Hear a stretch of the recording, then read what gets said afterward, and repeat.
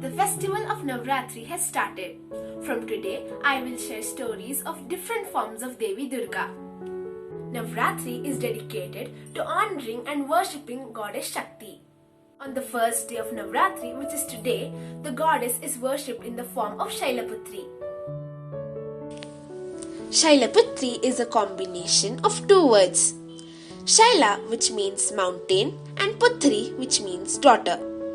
When combined, means the daughter of mountains. Goddess Shailaputri is represented with a lotus in one hand and a trident in the other and is seated on top of a bull. Now, let's see the story of Goddess Shailaputri. In her previous birth, she was the daughter of Daksha Prajapati, a great king. She was named as Sati. Daksha was a devotee to all gods except Lord Shiva. He was not interested in worshipping him. But Sati had already chosen a husband as Lord Shiva. When Daksha heard the news that his daughter was in love with him, he commanded her to leave this choice and marry someone else.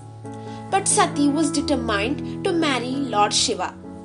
Unfortunately, even after Sati pleading her father, he did not agree. Sati, hurt and angry, left her home and father and reached the Kailas mountains. There, she met Lord Shiva and they finally got married. By the time Daksha noticed that his daughter was missing, he heard that Sati was already married to Shiva. This completely broke him. All of his love for his daughter was burnt in the fire of his anger. He didn't even want to see Sati. After a few years, her father had organized a yajna to which all the gods and holy men were invited except for Lord Shiva and Sati. Sati wanted to attend this yajna as this was very special, and so she went to her home. Seeing her, Daksha not only insulted her but also her husband. Angered by her father's condemnation and criticism of Lord Shiva, she jumped into the holy fire of the yajna and burnt herself. This was really sad. Far away in Kailas, Shiva was heartbroken by the death of his beloved wife. After her death, he was neither interested in marriage nor in the world. He went to a deep meditation. Suddenly, a monster, Tarakasura, took over the three worlds. There was no one to stop him because of his boon. He had a boon that only the son of Lord Shiva would be successful in killing him. And since Lord Shiva was in deep meditation, there was no one except Sati who had the courage to wake him up. So the monster started making havoc in the three worlds. Enlightened with an idea, the gods started praying to Goddess Sati and requested her to reborn on earth. Sati was impressed and wanted to help them too. In the same way, the mountain god Himalayas was praying to have a daughter. So, Sati fulfilled both their wishes.